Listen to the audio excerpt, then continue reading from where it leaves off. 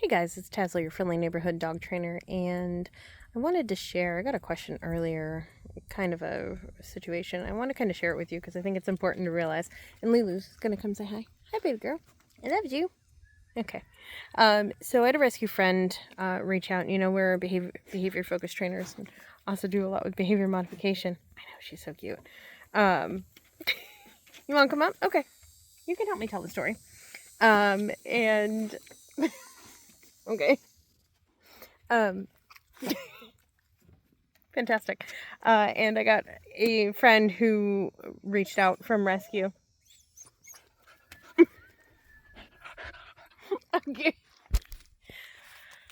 And the friend from rescue has a Rottweiler. I'm guessing somewhere around 4 years old. That was kind of a backyard breeding situation. And he apparently is afraid of a lot of things. And he went to a trainer who does in-home training. And they took them in for like a month-long board and train, and said that the dog should be placed on an e-collar for recall. And she reached out to me. Never mind, Lilo, just playing over there. She reached out to me because she wanted to see if this is if I kind of concurred or kind of what I thought, or if she could do an eval. Here's what I'll say. When you can't get recall in a dog that is nervous about things, it's not usually because they don't understand the recall. They understand it, they just can't hear it. Their brain is so busy being afraid of other things. And I think that's important to notice because how you navigate that and treat that becomes different. If you have a dog that's stubborn and just doesn't want to listen or doesn't pay attention, something like that, that's a whole different ballgame. That might be an e-collar case. And for the most part, I don't usually recommend e-collars for things like setting behaviors. I recommend e-collars for things like off-leash behaviors. Jeez, Lulu. And kind of other things.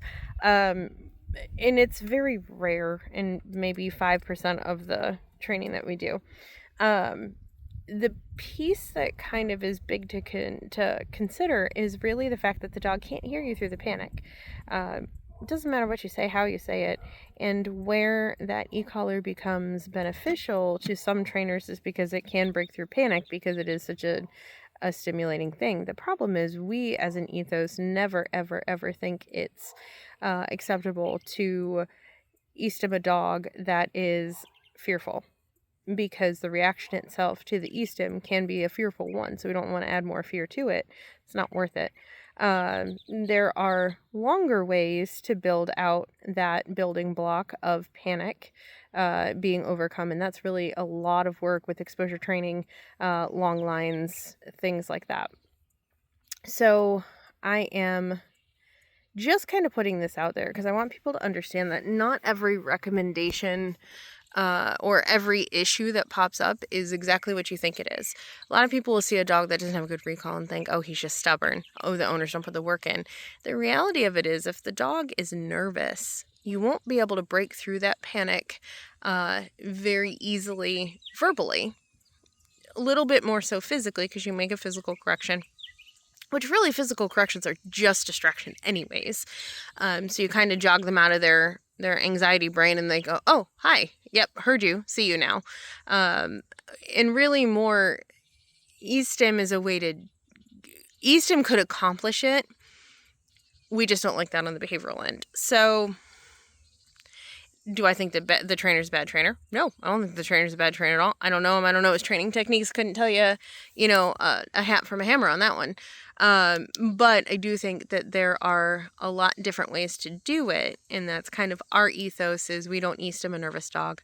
And we certainly don't want to just treat the symptom. The lack of recall is a symptom in this particular case, and the issue is much deeper. So, like I say, it's not always what you think it is, and I caution people to kind of think through those moments and to understand. And this is also why a behavior-focused trainer or behavior modification trainer is a lot different than an obedience trainer. An obedience trainer would push to get the behavior that they want. And I get it. I'm not saying it's a bad thing. But a behavior-focused trainer is going to go, why am I not getting the behavior I want?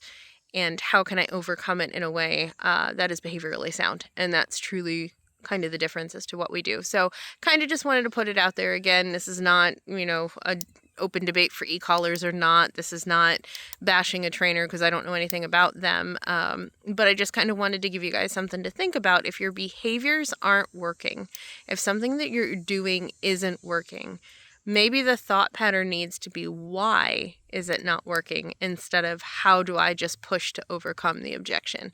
Sometimes it's a dog being stubborn.